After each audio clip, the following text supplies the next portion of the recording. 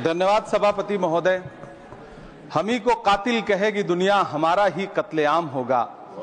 हम ही कुएं खोदते फिरेंगे, हम ही पे पानी हराम होगा। सभापति महोदय, सन 1947 में दिल्ली की जामा मस्जिद की तारीखी सीढ़ियों पर खड़े होकर के भारत रत्न मौलाना अबुल कलाम आजाद साहब ने कहा था कि मुसलमानों कहां जा रहे हो, यह है तुम्हारा मुल्क, यहां तुम्हारे आबाओ अजदाद की कब्रें हैं। उस वक्त मौलाना आजाद की ये सदाएं सुन करके लोगों ने अपने सरों की गठरियां उतार करके रख दी थीं। आज उसी दिल्ली में मौजूद देश की संसद में एक बिल आया है जो हमसे उसी जामा मस्जिद की सीढ़ियों के सबूत मांगेगा, जो उन्हीं सीढ़ियों के पास अपनी कब्र में सोए हुए मौलाना आजाद को फिर से कब्र से सदा देनी पड़ेगी कि ये जो कब्र है वो मेरी कब्र है, ये किसी सरकार की जागीर नहीं है। सभापति महोदय, मैं जहां खड़ा हूं इसी संसद भवन के सामने सड़क के उस पार अपनी कब्र में सोए हुए भारत के पूर्व राष्ट्रपति फखरुद्दीन अली अहमद की कब्र है। शायद अब उस कब्र से भी सदाएं आए कि ये कब्र मेरी कब्र है, ये सरकार की जागीर नहीं है। सभापति महोदय, मैं वक्फ कानूनों में किए जा रहे संविधान विरोधी बदलावों के खिलाफ बोलने के लिए खड़ा हुआ हूं। संविधान का आर्टिकल 14 हो, 29 हो, 30 हो, चीख चीख कर कहता है कि देश में सब बराबर के हकदार हैं। आर्टिकल 26 कहता है कि सबको अपने अपने मजहबी कामों के लिए मंदिर, मस्जिद, गिरजाघर, गुरुद्वारों का निर्माण करने का हक है और उसका रखरखाव का भी हक है।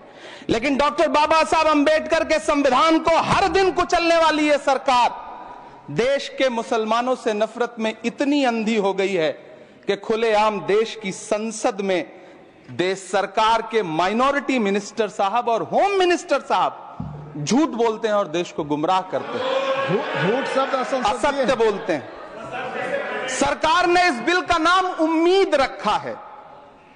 मंत्री जी कल से इसे देश के मुसलमानों के लिए नई उम्मीद बता रहे हैं। नहीं मंत्री जी, न तो यह बिल मुसलमानों के लिए नई उम्मीद है और न ही उम्मीद की नई किरण।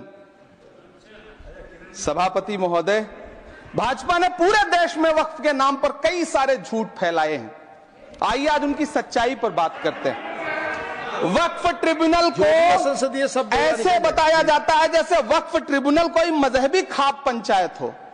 सभापति महोदय, जबकि सच्चाई यह है कि वक्फ ट्रिब्यूनल भी तो सरकारी न्यायिक विभाग है जिसमें सरकार द्वारा नियुक्त जज होते हैं, जिसमें प्रशासनिक अधिकारी होते हैं, कहीं ऊपर से थोड़ी आ गए।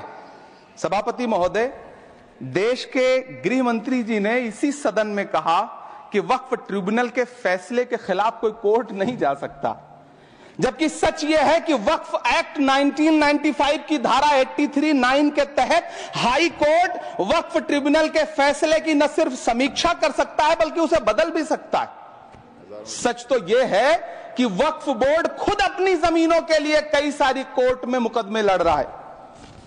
सभापति महोदय, दिल्ली की जिन 123 संपत्तियों को लेकर कल माइनॉरिटी मिनिस्टर, होम मिनिस्टर साहब और अभी आदरणीय नेता सदन बात कर रहे थे, आइए उनकी सच्चाइयों पे भी बात करते हैं।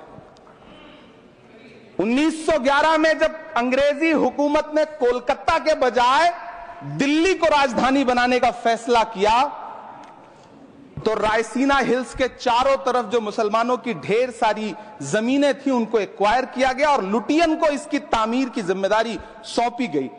सेंट्रल विस्टा की तरह लुटियन जोन का मेगा प्लान तैयार हुआ, लेकिन उस वक्त के मुसलमानों ने उस वक्त की अंग्रेजी हुकूमत से अपनी इबादत गाहों को बचाने के लिए लड़ाई लड़ी। मामला ब्रिटिश गवर्नमेंट तक पहुंचा। तब यह तय हुआ कि वो जो धार्मिक स्थल हैं उन्हें जस का तस रहने दिया जाएगा। इंडिया गेट के बगल वाली मस्जिद हो, जाप्तागंज, सुनहरी बाग मस्जिद हो, पार्लियामेंट रोड वाली मस्जिद हो, ऐसी 123 संपत्तियों के मैनेजमेंट के लिए 1913 में मुसलमान वक्फ वैलिडेशन एक्ट बना और उसके बाद एक नया शहर बसाया गया जिसे लुटियंस जोन का नाम दिया गया। फिर 1943-45 के बीच एक और समझौता हुआ। आजादी से पहले उसके तहत काफी सारी वक्फ जायदादों को सुन्नी मजलिस औकाफ बनाकर उसके अंडर किया गया ताकि उसकी देखरेख की जा सके। गृह मंत्री जी 2 दिन से सदन में जो बात कह रहे हैं वो दरअसल 123 संपत्तियां उसी सुन्नी मजलिस औकाफ के तहत आती। सभापति महोदय, आजाद भारत आजाद हुआ। आजादी के बाद भारत में 1954 में वक्फ एक्ट लागू हुआ, जिसकी धारा 9 के तहत 1964 में केंद्रीय वक्फ काउंसिल का गठन हुआ। दिल्ली की वही 123 प्रॉपर्टीज को 1970 में सर्वे गजट करके गजट नोटिफाई किया गया। इसके निपटारे के लिए पूर्व प्रधानमंत्री इंदिरा जी के द्वारा 1974 में एक बर्नी कमेटी बनाई गई। बर्नी कमेटी ने 1976 में इन 123 संपत्तियों को दिल्ली वक्फ बोर्ड की संपत्ति होने की रिपोर्ट सौंपी। उस रिपोर्ट के आधार पर 1984 में कांग्रेस सरकार ने उन 123 प्रॉपर्टीज को दिल्ली वक्फ बोर्ड को सौंपने का फैसला किया, जिसके खिलाफ विश्व हिंदू परिषद कोर्ट गई। मामला 2011 तक पेंडिंग रहा। फिर 2011 में कोर्ट ने सरकार को आदेशित किया कि इसका निपटारा करो। तब 2013 में तत्कालीन यूपीए सरकार ने दिल्ली की उन्हीं 123 जायदादों को बर्नी कमेटी की सिफारिशों के मुताबिक वक्फ बोर्ड के हवाले किया। यही वो प्रॉपर्टीज हैं जिनके नाम से गृहमंत्री जी कल से कांग्रेस को कोस रहे हैं। फिर आई 2014 में भाजपा की सरकार, जो तब से इन जमीनों को हड़पने की साजिश कर रही है। जिस बिल को मुसलमानों के हुकूक की हिफाजत करने वाला बिल बताया जा रहा है, उसी को पेश करने के लिए और उस पर बात करने के लिए लोकसभा में भाजपा सरकार के पास एक भी मुस्लिम सांसद नहीं है। जिस वक्त, मैं लोकसभा कह रहा हूं, सुना करिए, जिस वक्फ बिल को मुस्लिम महिलाओं को हक दिलाने वाला बताया जा रहा है, उसे संसद में पेश करने वाली पार्टी के पास न तो राज्यसभा में, न लोकसभा में, न देश की किसी विधानसभा में एक भी मुस्लिम महिला सदस्य नहीं। कल किरण रिजिजू जी कह रहे थे कि रेलवे की जमीनें देश की जमीनें हैं, डिफेंस की जमीनें देश की जमीनें हैं। हां मंत्री जी, हैं, बिल्कुल हैं। ये जो वक्फ की जमीनें हैं, ये हमारे पुरखों ने धार्मिक कामों के लिए डोनेट किया है। तो हम भी तो इसी देश के नागरिक हैं, हम भी तो इसी देश के बेटे हैं। तो वक्फ की जमीनें भी तो इसी देश की जमीनें हैं, उनको पराया क्यों बोलते हैं आप? सभापति महोदय, अशफाकुल्लाह खान जब फैजाबाद की जेल में फांसी के फंदे पर झूल रहे थे तो इसी देश की जमीन के लिए झूल रहे थे ना। सभापति महोदय, अंडमान की जेल में काला पानी की सजा काटकर अपनी जान देने वाले मौलाना फजले हक खैराबादी हो या शेर खान अफरीदी हो, वो भी तो इसी जमीन के लिए अपनी जान दे रहे थे ना। सभापति महोदय, पाकिस्तान के खिलाफ लड़ते हुए अपनी जान देने वाले महावीर चक्र विजेता ब्रिगेडियर उस्मान हो या पाकिस्तान के पैटर्न टैंक उड़ाने वाला परमवीर चक्र विजेता वीर अब्दुल हमीद हो, वो भी तो इसी जमीन के लिए अपनी जान दे रहा था ना। और मंत्री जी, मैं इस सदन में अलल ऐलान ये कहता हूं कि जब भी इस देश की जमीन को लहू की जरूरत होगी, आपसे 2 कदम आगे इमरान खड़ा मिलेगा। ये मैं आपसे यकीन दिलाते हुए कह रहा हूं। सभापति महोदय, मैं सरकार से कहना चाहता हूं, हमसे हमारी इबादत गाहें तो मत छीनिए ना, हमारे घरों पे बुलडोजर तो मत चलाइए ना, हमारी कब्रों में तो हमें सुकून से सोने दीजिए ना। सभापति महोदय, माइनॉरिटी मिनिस्ट्री का बजट कट करके, मुस्लिम बच्चों की स्कॉलरशिप बंद करके अब सरकार कह रही है कि हम वक्फ की आमदनी से गरीब मुसलमानों का भला करेंगे।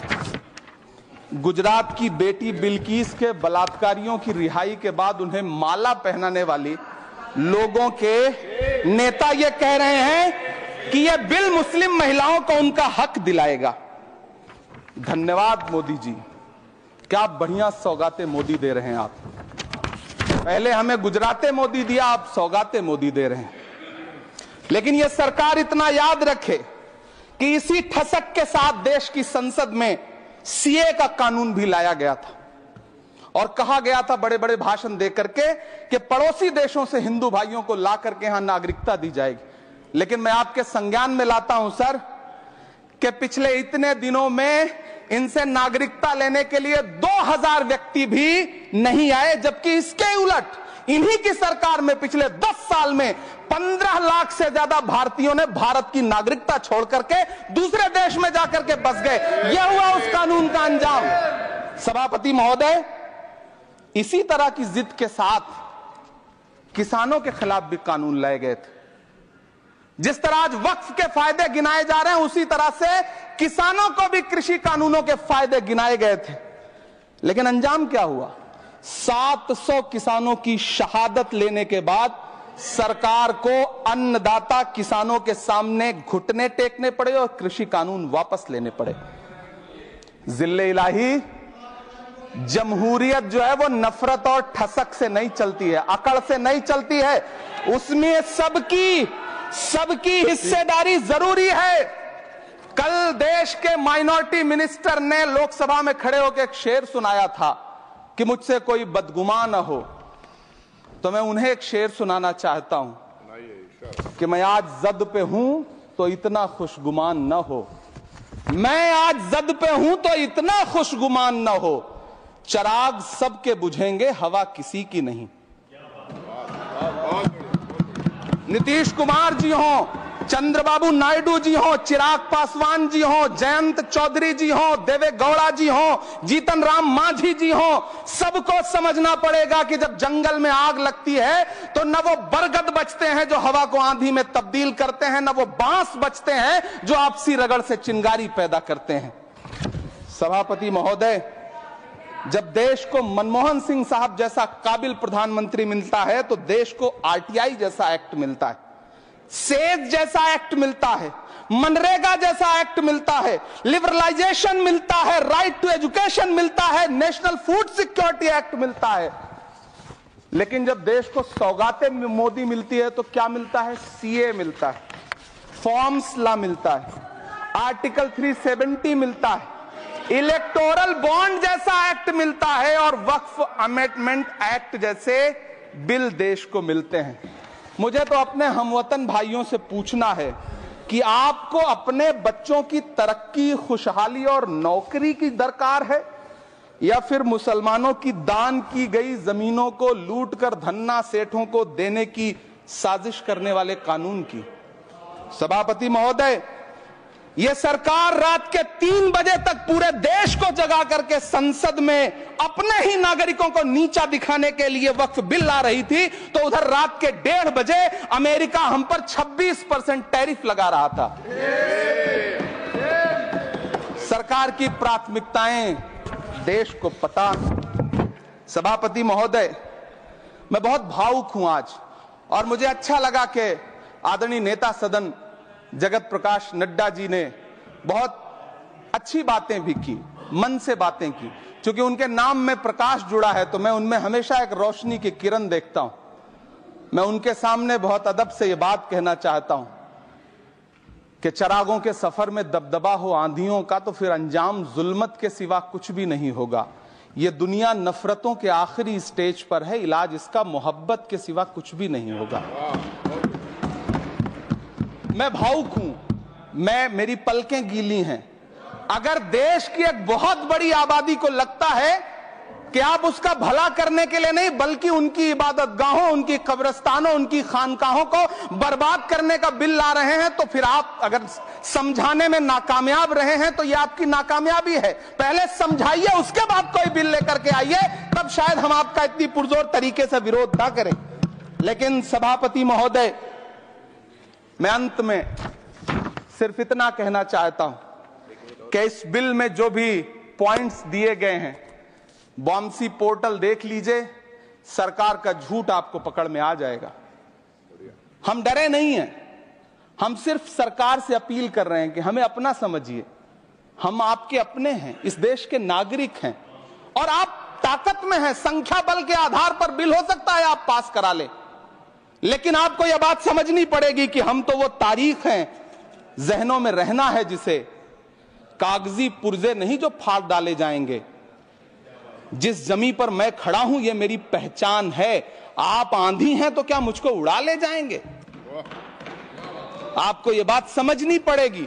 आपको अगर इतना विपक्ष की तरफ से पहले जेपीसी में इतने सारे पॉइंट्स आए और उसके बाद कल से लोकसभा में और राज्यसभा में सुझाव आप सुनने को तैयार नहीं है, लोगों की शंका को दूर करने के बारे में आप बिल्कुल सोच नहीं रहे, बस आप कह रहे हैं यह बिल उम्मीद की नई किरण है। नहीं साहब, इसे भले किरण जी लेके आए हैं, लेकिन ये उम्मीद की नहीं बल्कि नाउम्मीदी की किरण है। और इस देश की एक बहुत बड़ी आबादी इस बात से खदशे में है, शक में है कि आप सीधे उनकी जमीनों को लूट करके धन्ना सेठों को बेचना चाहते हैं। मेरी अब भी आपसे अपील है कि इस बिल को वापस लीजिए। यह बिल कहीं से आपके अपने नागरिकों के